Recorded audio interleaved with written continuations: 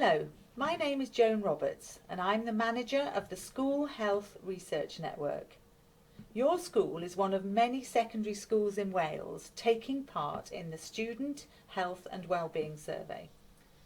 The survey is done online every 2 years and has questions about lots of different aspects of health and well-being. These include things like the foods you eat, how you feel about school, alcohol, and for older students, sexual health. Giving honest answers in the survey is really important, as they will help to improve the health and well-being of young people at your school and across Wales. After the survey, your school will get a student health and wellbeing report. In the report, data from boys and girls in each year group is grouped together so no one can be identified. Your data is also used by university researchers to investigate how schools can best support your health and wellbeing. Sometimes it is also shared with other organisations who work to improve health and wellbeing in Wales and use our research, like Public Health Wales. We never tell these organisations who you are. Before you take part in the survey, there are some things you should know. The survey is confidential.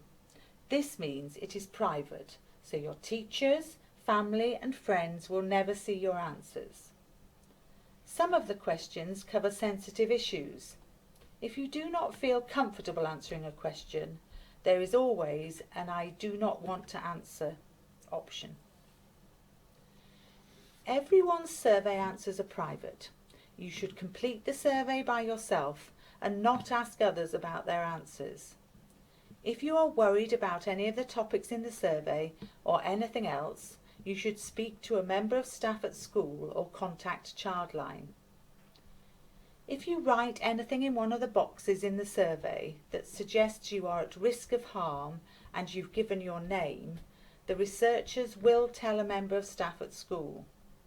It will take time for them to do this though, as they won't see your answers until everyone in Wales has finished the survey. After the main part of the survey, you'll be asked for your name, date of birth and postcode. If you give these, researchers will create a random number just for you to keep your identity private when they store your answers. Researchers use this number, not your name, to compare your survey answers over time.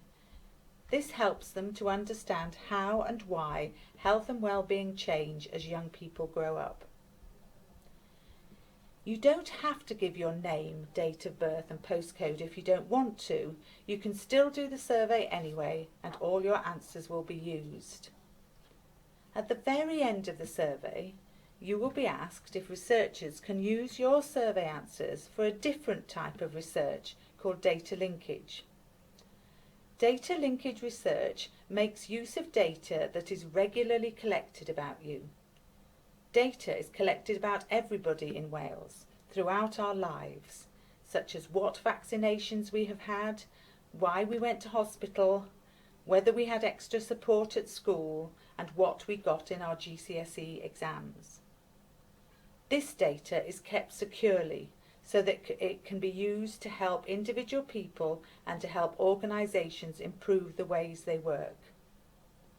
For example, information about what vaccinations a person has had will be used by their doctor if they are ill, and will also be used by the health service to check that enough people in Wales have been vaccinated.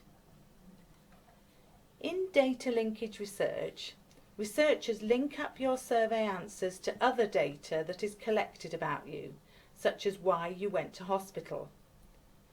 Linking data to your survey answers in this way helps researchers build a much more complete picture of young people's health and well-being in Wales and gain a better understanding of what schools and other organisations can do to improve health and well-being. For example, using data linkage research, researchers have linked survey data about what primary school children ate for breakfast to how well they did in school at the end of Year 6. They found that eating a healthy breakfast was linked to doing better at school. Doing this type of research in secondary schools could help teachers decide whether to offer a breakfast club to help students who might not always get breakfast at home.